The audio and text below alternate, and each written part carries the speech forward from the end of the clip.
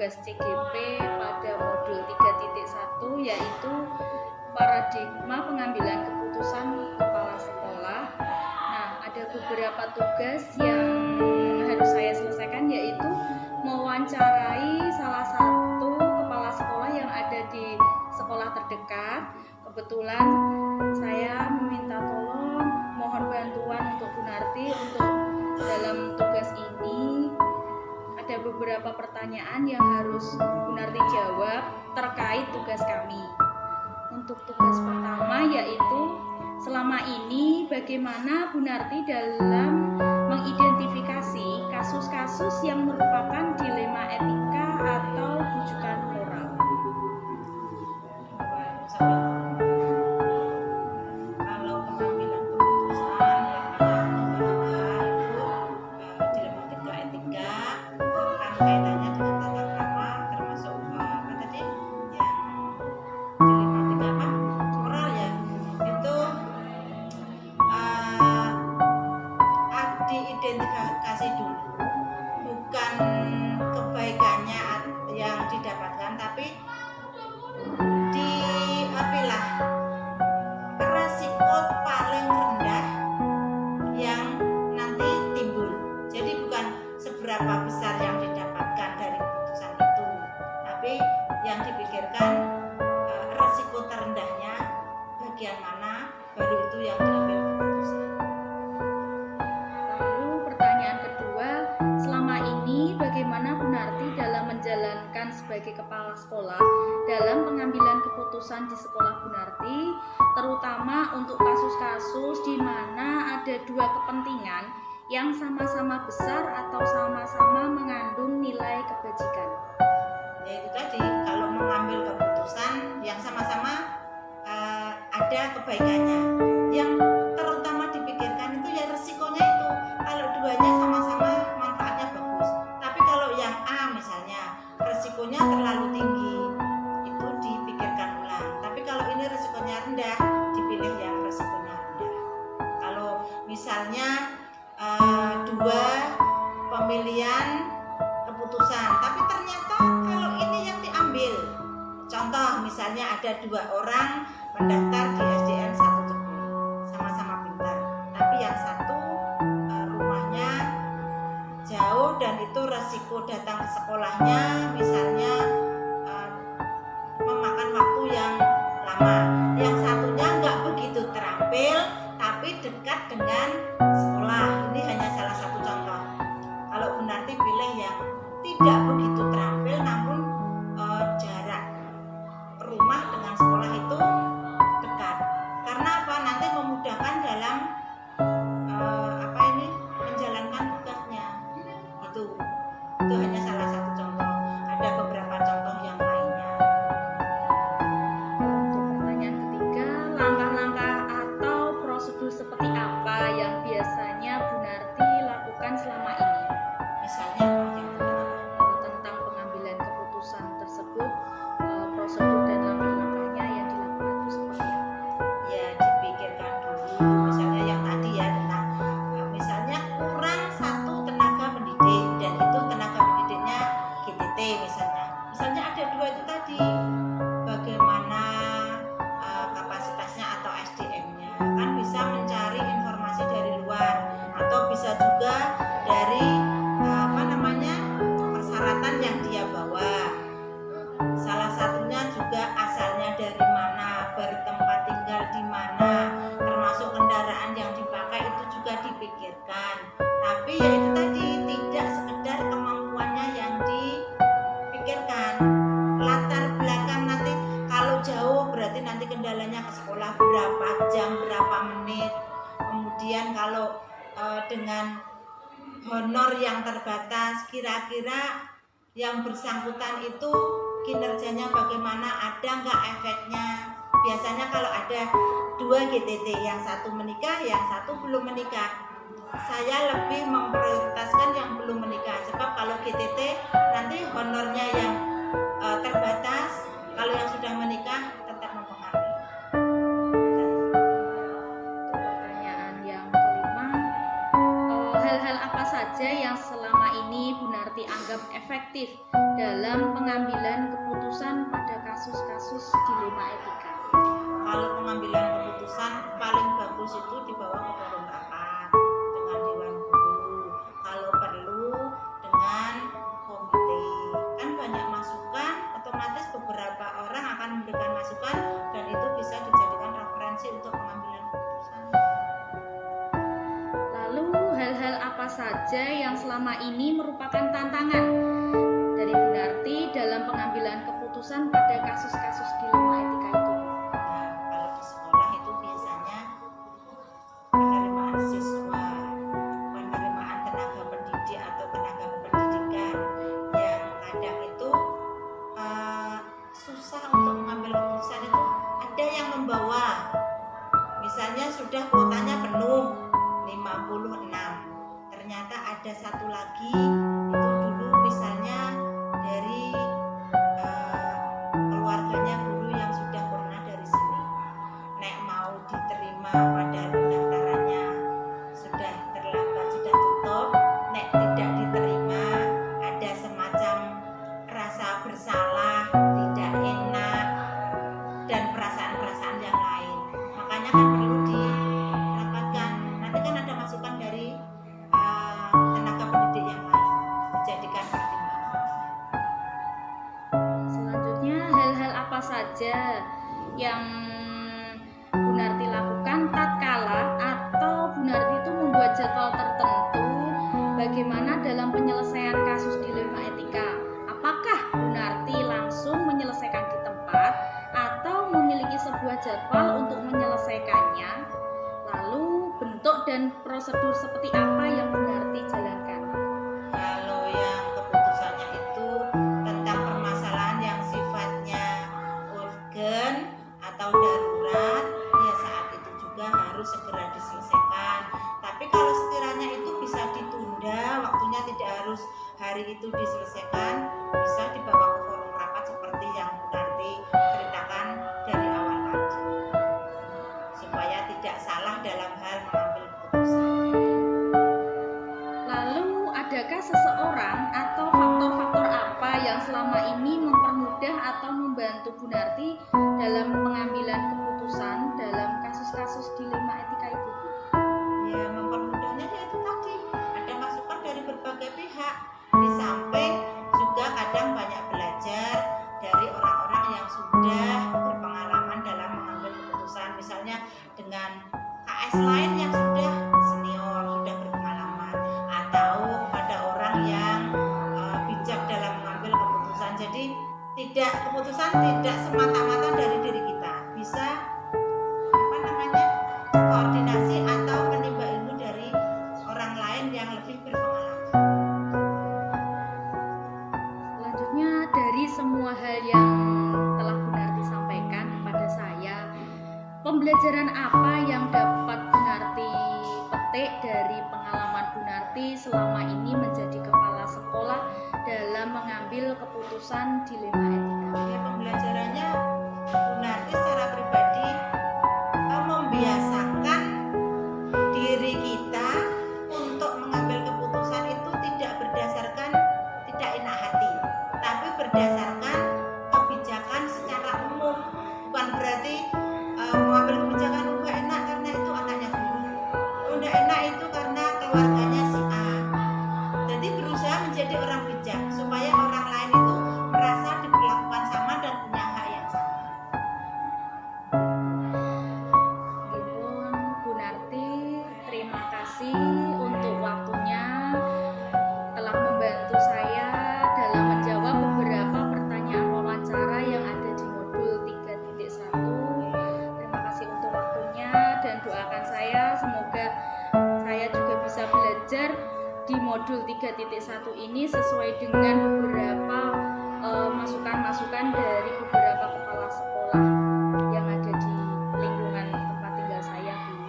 Ya, semoga nanti Bu Erna dalam program guru penggerak bisa menyelesaikan tugasnya dengan baik dan tentu saja nanti hasilnya diharapkan baik, dan yang terakhir bisa diimbaskan kepada guru-guru yang lain yang pada akhirnya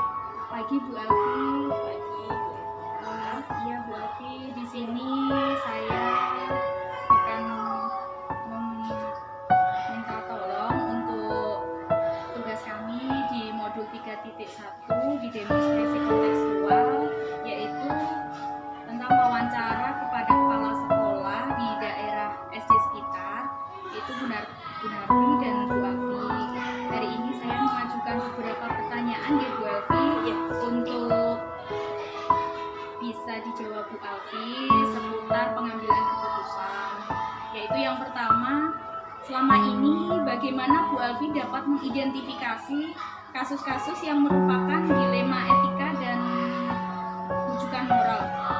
Ya, kasus-kasus yang berkaitan dengan dilema etika dan rujukan moral di sekolah biasanya itu kalau nggak terkait masalah siswa, biasanya terkait masalah guru dan hubungannya dengan masyarakat seperti itu ya Bu Eva ya. Untuk dilema etika sendiri biasanya merupakan suatu kasus yang mana kebijakannya nanti itu antara benar dengan seperti itu. Kemudian kalau yang satu tadi apa? Rujukan moral, benar dengan salah. Nah, untuk mengidentifikasi kasus dilema etika sendiri, biasanya kami mencari dulu akar permasalahannya seperti apa. Karena memang urgensi dari setiap masalah itu kan berbeda-beda. Ketika ada suatu pengambilan keputusan yang mana dua-duanya sama-sama benar, yang pasti kita kedepankan yang pertama aturan terlebih dahulu, kemudian yang kedua baru pertimbangan-pertimbangan yang lain di luar itu. Lalu, pertanyaan kedua, selama ini bagaimana Bu Alfi menjalankan pengambilan keputusan di sekolah Bu Alfi, terutama untuk kasus-kasus di mana ada dua kepentingan yang sama-sama benar atau sama-sama mengandung nilai kebajikan? Ya, kalau dua-duanya sama-sama benar dan mengandung nilai kebajikan, kita pasti mempertimbangkan sebab akibat dari permasalahan itu. Artinya kita mengambil suatu keputusan yang mana yang paling banyak dampak positifnya. Kemudian kalau dan meminimalisir risiko atau dampak negatif dari pengambilan keputusan. Setiap masalah kan pasti berbeda-beda ya Bu Eva ya. Dan kita cermati dari akar masalahnya itu tadi, bagaimana nanti dampak kedepannya, apakah lebih baik atau tidak, yang mana yang mau diambil. Nah, ketika benar tadi kita ambil salah satunya yang memiliki dampak positif yang lebih baik. Lalu pertanyaan ketiga, lalu langkah-langkah atau prosedur apa yang biasa Bu Alfi lakukan selama ini? Untuk mengambil keputusan ya, kita lihat dulu masalahnya. Kalau misalnya masalah itu bisa dimusyawarahkan dengan teman-teman, maka masalah itu akan dimusyawarahkan terlebih dahulu, kemudian meminta pandangan, meminta pendapat bagaimana kira-kira untuk mengatasi permasalahan tersebut. Itu saat masalah itu bisa diketahui oleh banyak orang. Tetapi ketika ada suatu masalah yang itu privacy atau tidak bisa diketahui oleh banyak orang, maka itu saya akan meminta pertimbangan orang-orang yang bisa dipercaya seperti itu. Nah, nanti kalau sudah kita menghindari subjektivitas, kita pertimbangkan lagi yang pasti yang satu harus sesuai aturannya, tetapi ketika bertabrakan dengan aturan-aturan yang ada, maka kita juga harus memakai nilai-nilai kebajikan diri, yaitu dari hati nurani kita. Kira-kira keputusan yang akan kita ambil itu nanti bertentangan enggak dengan nilai-nilai kebajikan dari apa yang akan kita putuskan nantinya. Jadi selain bermusyawarah, juga mungkin bermusyawarah bersama-sama ketika masalah itu bisa diketahui banyak orang. Tetapi kalau masalah itu memang harus privacy, diketahui untuk konsumsi sendiri, itu saya mengambil keputusan dengan cara mempertimbangkan pendapat dari orang-orang yang bisa dipercaya. Untuk pertanyaan keempat, hal-hal apa saja yang selama ini Bu Alfi anggap efektif dalam pengambilan keputusan dalam kasus-kasus dilema etika? Yang saya anggap efektif ya ketika mengambil keputusan, yang pasti pertimbangan dari nilai kebajikan. Pertimbangan dari nilai kebajikan itu sudah bisa memanusiakan manusia. Apa yang akan kita berikan solusi permasalahannya harus memandang itu. Jadi yang pertama nilai kebajikan, kemudian yang kedua kita juga harus melihat aturan-aturan yang boleh atau tidak ditetapkan dalam pengambilan masalah tersebut. Hal-hal apa saja yang selama ini merupakan tantangan dalam pengambilan keputusan dalam kasus-kasus dilema etika itu? Tantangannya pasti banyak. Ketika kita mengambil keputusan dari suatu masalah, pasti ada satu bahkan beberapa orang mungkin yang tidak sepaham, yang tidak sependapat dengan keputusan yang sudah kita buat. Tapi karena kita ini mementingkan kepentingan bersama, yang pasti kalau masalahnya dengan murid, kita harus mementingkan kepentingan murid. Kalau kita hubungannya dengan permasalahan dengan guru, kita juga harus mementingkan kepentingan guru. Jadi kepentingan orang banyak dan tentu saja kepentingan sekolah. Jadi bukan kepentingan diri kita sendiri. Tapi pasti banyak yang bertabrakan seperti itu kan. Banyak yang kadang tidak sependapat atau apa karena mereka pasti memiliki juga kepentingannya masing-masing, membawa kepentingannya masing-masing. Tetapi itu butuh ketegasan. Kalau memang itu memang sudah dirasa benar keputusan yang kita buat, ya kita jalankan aja. Gitu.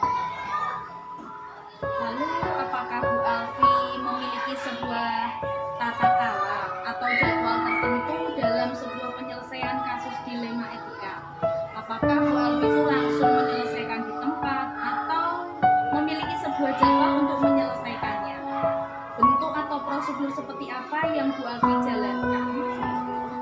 Iya, ketika menyelesaikan suatu masalah, masalah itu kan pasti berbeda-beda ya.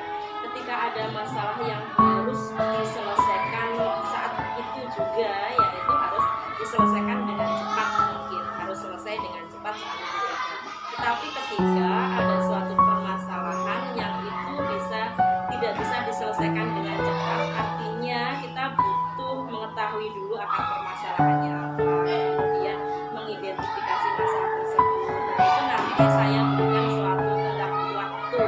Misalnya ada waktu beberapa hari untuk mengidentifikasi permasalahan tersebut, 2-3 hari untuk mencari tahu dari narasumber yang terpercaya seperti itu. Kemudian setelah itu baru mencari pertimbangan apa yang bisa kita gunakan untuk mengambil keputusan tersebut. Mungkin 2-3 hari, kemudian baru kita putuskan permasalahan sesuai dengan urgensi dari masalah itu masing-masing. Pertanyaan ketujuh, adakah seseorang atau faktor-faktor apa yang selama ini mempermudah atau membantu Bu Alfi dalam pengambilan keputusan dalam kasus-kasus dilema etika?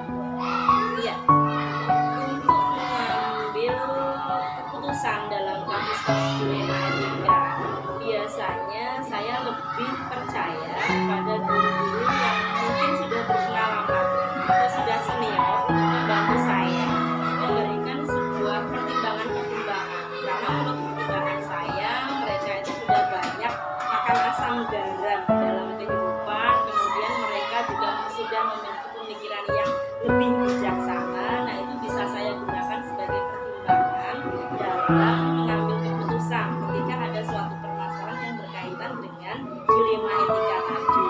Ketika orang-orang yang guru-guru senior itu sudah memberikan pendapatnya, tetap itu nanti kemudian saya cerna kembali mana yang memungkinkan, apa yang memiliki dampak yang lebih banyak positifnya dan berdampak meminimalisir dampak negatifnya.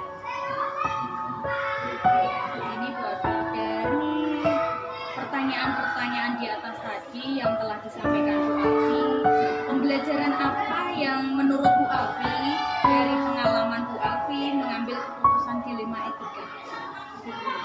Yang pasti pembelajaran yang bisa saya ambil sekarang ini ketika mengambil keputusan itu memang kita harus melihat betul, memandang betul nilai-nilai kebajikan yang ada di dalamnya benar. Karena ketika ada suatu suatu masalah pasti itu berkaitan dengan orang lain atau orang banyak. Nah, itu kita harus mengedepankan nilai-nilai kebajikan yang kita miliki. Ketika peraturan itu tidak bisa dimasukkan dalam menyelesaikan masalah tersebut, maka itu kita ambil nilai-nilai kebajikan mana yang paling banyak yang bisa kita gunakan untuk menyelesaikan masalah tersebut. Yang pertama sih mungkin kita berpikir secara peraturan, tetapi untuk yang kedua mungkin rasa peduli, nilai kebajikan kita terhadap orang lain itu juga harus dikedepankan. Terima kasih Bu Alfi atas waktunya. Cukup pertanyaan dari saya. Saya ucapkan terima kasih Bu Alfi sudah membantu proses dari tugas kami. Terima kasih ya Bu Alfi. Iya Bu Erna, sama-sama.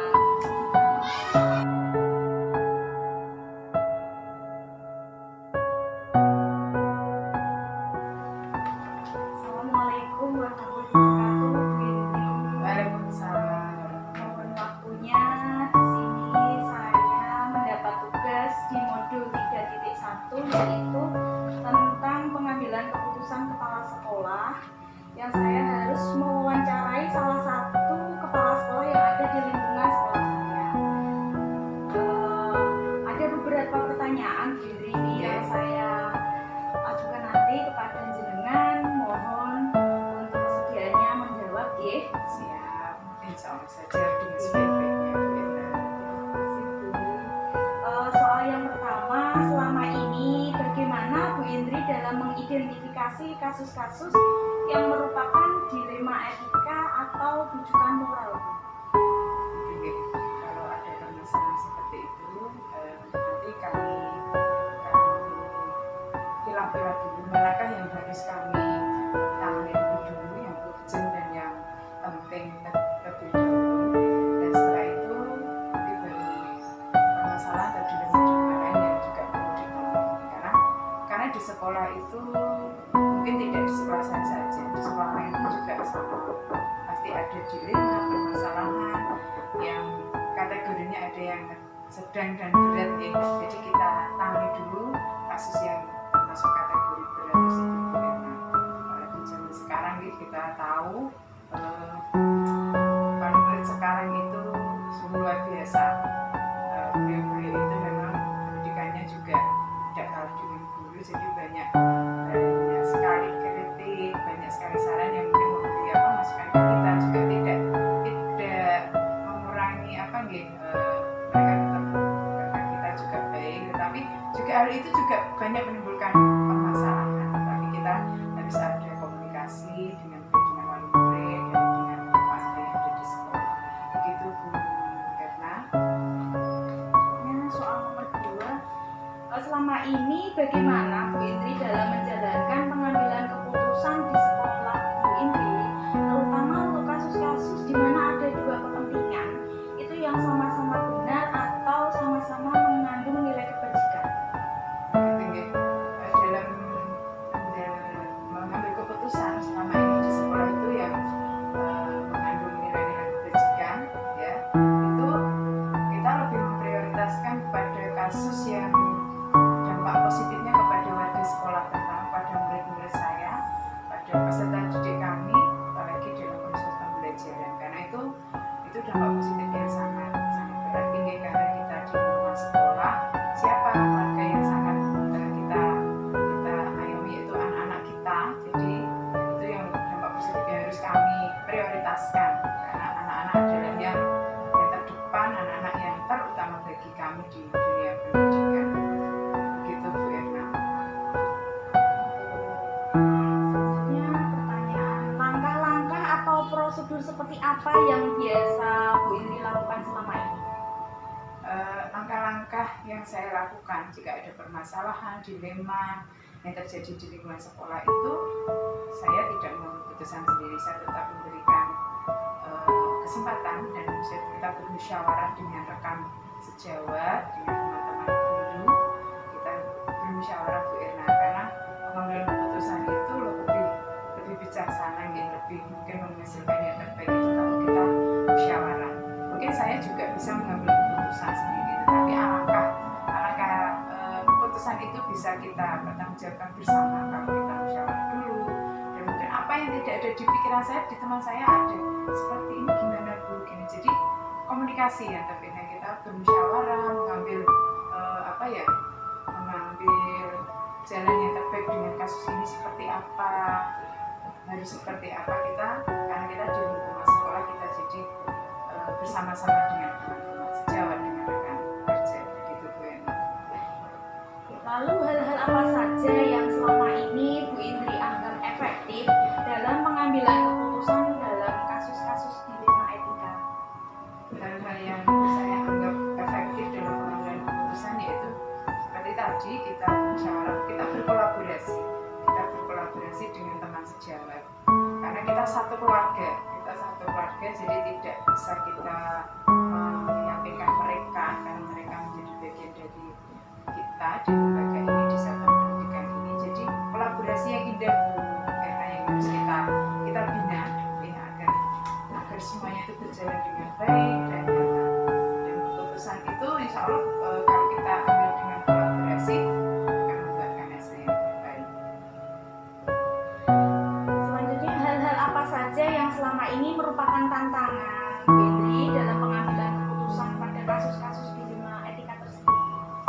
Ya, tantangan-tantangan yang biasanya dalam pengambilan keputusan itu adanya perbedaan pendapat, itu hal yang biasa gitu. Karena negara demokrasi, kalau kita musyawarah, tidak semua orang itu pendapatnya harus sama dengan kita, mungkin dia punya pendapat, tetapi itulah salah satu tantangan kalau kita pengambilan keputusan dengan musyawarah. Tetapi kita harus menghormati hasil yang terbaik, hasil yang mungkin kita musyawarahkan itu, dan apapun hasilnya itu yang tidak setuju harus menghormati keputusan yang menjadi hasil akhir musyawarah akhir tersebut, agar menjadi keputusan yang terbaik bagi sekolah kita dan tidak mengurangi hal-hal yang buruk terjadi. Jadi musyawarah itu pasti ada perbedaan pendapat, itu selalu menjadi tantangan setiap pengambilan keputusan.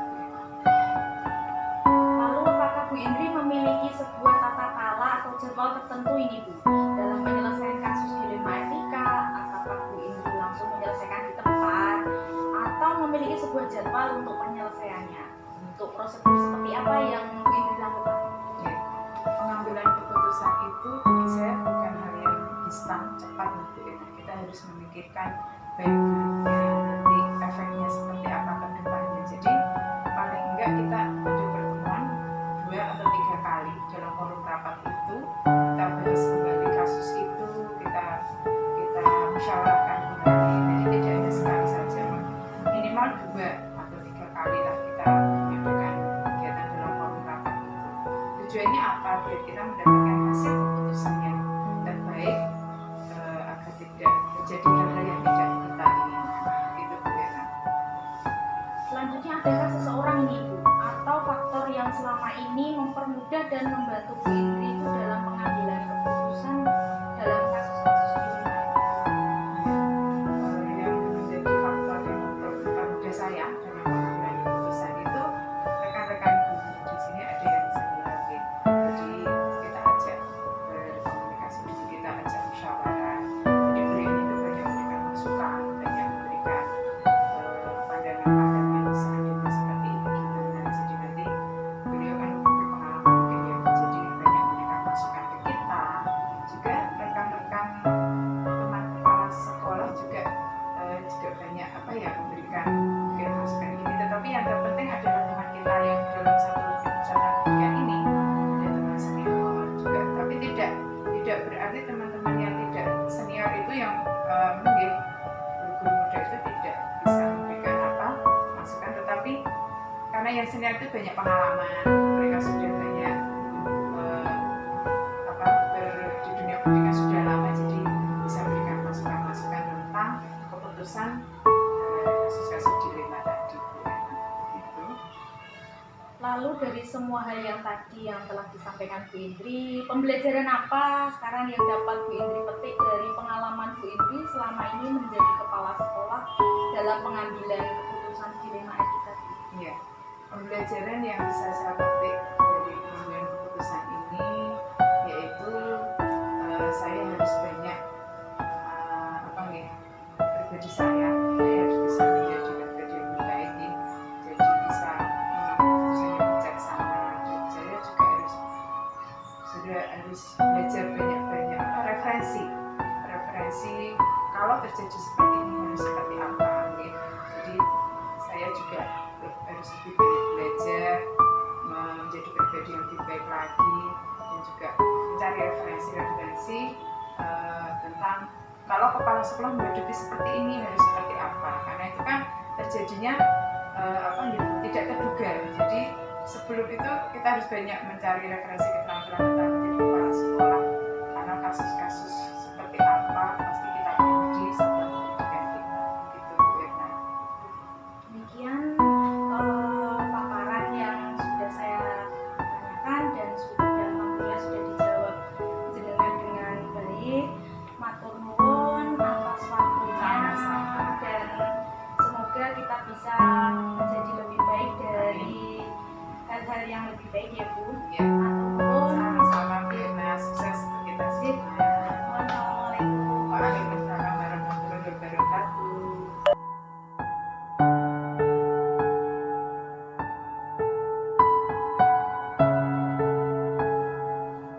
Assalamualaikum warahmatullahi wabarakatuh. Berikut kami akan memaparkan hasil refleksi kami yang telah mewawancarai 3 kepala sekolah yang ada di lingkungan sekolah kami, yaitu yang pertama Kepala Sekolah SDN 1 Cepu, yang kedua Kepala Sekolah SDN 3 Balung Cepu, serta Kepala Sekolah TK Taruna Cepu. Dari hasil wawancara ada beberapa pertanyaan, ada 8 pertanyaan yang kami sampaikan atau kami utarakan untuk dijawab kepala sekolah. Beliau dari keputusan yang diambil oleh kepala sekolah sudah secara keseluruhan sudah mencangkup paradigma dilema etika seperti individu lawan kelompok, rasa keadilan lawan rasa kasihan, kebenaran lawan kesetiaan, serta jangka pendek lawan jangka panjang. Nah, di dalam konsepnya sendiri terlihat semua kepala sekolah mungkin sudah melaksanakan konsep pengambilan dan pengujian keputusan itu dalam 9 langkah, tapi masih dalam presentasi yang sekitar 60 atau 70%, di mana semua keputusan dan pengambilan keputusan itu dilakukan untuk mengambil keputusan yang tepat. Dari hasil refleksi saya, mungkin kedepannya ada sedikit tambahan yang akan bisa beliau lakukan untuk perbaikan dalam pengambilan dan pengujian keputusan, yang nantinya juga sesuai dengan prinsip-prinsip dasar pengambilan keputusan berdasarkan nilai-nilai kebajikan. Demikian yang bisa saya refleksikan dalam hasil wawancara dengan ketiga kepala sekolah. Terima kasih, sekian. Assalamualaikum.